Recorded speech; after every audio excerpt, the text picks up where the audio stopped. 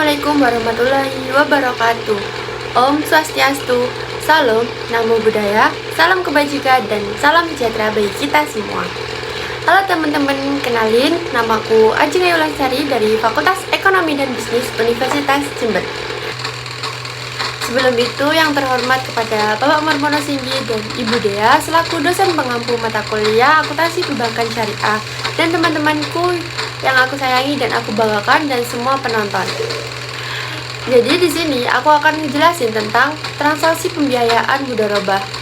Mudharabah sendiri adalah kerjasama antara kedua belah pihak, di mana bank syariah bekerja sama dengan nasabah, di mana bank syariah sendiri di sini sebagai sahibul mal atau pemilik modal, dan nasabah menjadi mudharib atau pengelola modal.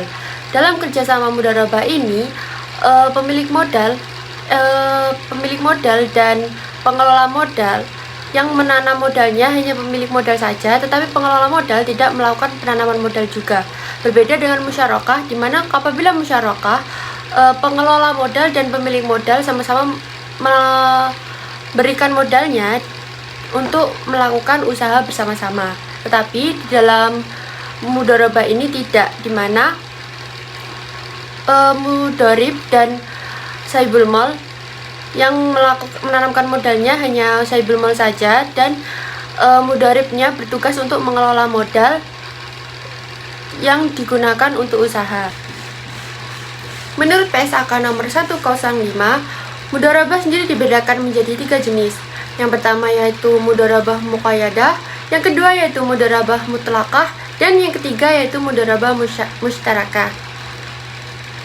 Mudharabah muqayyadah sendiri adalah mudharabah yang kerjasamanya antara pemilik modal dan pengelola modal, di mana pengelola modal dikenakan batasan oleh pemilik modal, di mana batasannya itu entah cara pengelolaannya, tempat pengelolaannya, atau investasi apa yang akan dikelola atau usaha apa yang akan dijalankan. Sedangkan apabila mudharabah mutlaqah adalah mudharabah di mana bentuk kerjasama antara kedua pihak, pemilik modal dan pengelola modal, di mana tidak ada batasan sama sekali, entah itu batasan tempat, batasan cara pengelolaan, dan batasan investasi apa atau usaha apa yang akan dijalankan. Mudharabah musyarakah ini adalah mudharabah yang dimana pengelola modal dan pemilik modal sama-sama menanamkan modalnya yang digunakan untuk melakukan investasi atau usaha bersama-sama. Pada dasarnya, mudharabah musyarakah ini adalah perpaduan antara mudharabah dan musyarakah, yang dimana pemilik modal dan pengelola modal sama-sama menanamkan modalnya untuk kegiatan usaha tertentu. Selanjutnya yaitu adalah rukun transaksi mudharabah. Pada dasarnya, rukun transaksi mudharabah itu meliputi dua pihak transaktor, yaitu pengelola modal dan pemilik modal. Yang kedua yaitu akad mudharabah, yaitu terdiri modal dan usaha. Dan yang ketiga yaitu ijab atau qabul, yang menunjukkan persetujuan kedua belah pihak. Dalam transaktor sendiri yaitu pasti ada dua orang. Yang pertama yaitu investor atau pemilik modal dan pengelola modal. Dalam transaktor sendiri, dalam transaktor perbankan syariah sendiri, pemilik modal biasanya disebut dengan sahibul mal, dan pengelola modal biasanya disebut dengan mudharib. Dan selanjutnya yaitu ada objek mudharabah. Tadi kan sudah dijelaskan juga bahwa objek mudharabah itu ada dua. Yang pertama yaitu modal dan usaha, di mana pemilik modal menyerahkan modalnya sebagai objek mudharabah, dan pengelola modal melakukan usaha atau menyetorkan bagaimana pekerjaannya sebagai objek mudharabah juga. Selanjutnya yaitu adalah ijab dan qabul, di mana adalah persetujuan kedua belah pihak, di mana pihak mudharabah, kedua belah pihak harus sama-sama rela atau melakukan prinsip antara diminkum, yaitu yang artinya sama-sama rela. Jadi dalam hal ini, kedua belah pihak antara pemilik modal dan pengelola modal itu di perjanjian awal itu harus berprinsip pada sama-sama rela atau sama-sama ikhlas. Tetapi biasanya di dalam kontrak awal mudharabah sendiri itu ada perjanjian di mana apabila pengelola salah atau ada kesalahan dalam pengelola modalnya dan itu pure murni kesalahan pengelola atau ada kesalahan dalam pengelola usahanya, maka hal itu kerugiannya akan ditanggung oleh pengelola modal sendiri.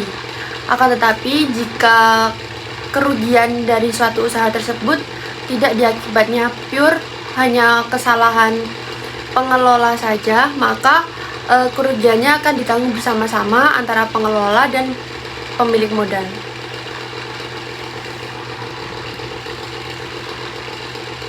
Pada dasarnya akad pembiayaan mudharabah ini sama dengan akad-akad yang lain, di mana dalam akad mudharabah sendiri ada identitas kedua belah pihak, besar transaksi kedua belah, besar transaksi dan transaksinya, jaminan yang akan diberikan, denda yang akan diberikan, dan kesepakatan-kesepakatan lainnya. Alur pembiayaan mudharabah sendiri yang pertama yaitu nasabah menyerahkan formulir dan dokumen pendukung kepada bank syariah, lalu bank syariah akan memverifikasi kelayakan data-data tersebut dan kelengkapan data tersebut. Selanjutnya bank syariah akan melakukan analisis prinsip 5C seperti modal, kolateral, kapasiti, karakter, dan lain sebagainya. Dan apabila nasabah sudah dikatakan layak, maka bank syariah akan memanggil nasabah untuk melakukan perjanjian atau penandatanganan kesepakatan kontrak di awal. Dan alur yang kedua selanjutnya, setelah melakukan proses yang pertama tadi,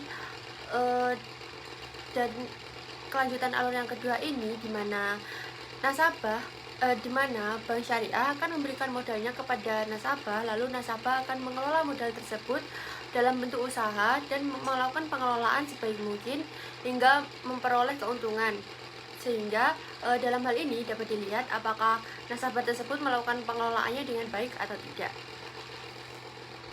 Selanjutnya yaitu adalah tahapan yang ketiga, di mana keuntungan akan dievaluasi, lalu keuntungannya akan dibagi sesuai dengan kesepakatan awal porsi masing-masing.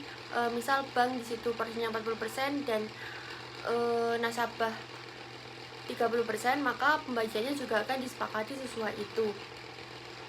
Karena bank di sini sebagai sahibul mal dan nasabah sebagai mudharib, di mana apabila terjadi kesalahan yang pure disebabkan karena bukan kesalahan pengelola, maka kerugian akan ditanggung sepenuhnya oleh bank. Akan tetapi apabila kesalahan sepenuhnya disebabkan oleh kesalahan pengelola, maka kerugiannya akan ditanggung sepenuhnya oleh pihak pengelola sendiri. Dan dalam alur yang keempat, di mana bank dan nasabah melakukan bagi hasil, di mana sesuai dengan perhitungan-perhitungan yang sudah disepakati dengan porsi masing-masing yang telah disepakati. Lalu alur proses transaksi mudharabah yang kelima atau yang terakhir, di mana bank menerima seluruh modalnya kembali dari nasabah. Apabila bank telah menerima seluruh modal yang diberikan kepada nasabah, maka dalam hal ini perusahaan yang dikelola oleh nasabah tersebut maka sepenuhnya sudah milik nasabah apabila seluruh modalnya telah dikembalikan oleh nasabah pada bank.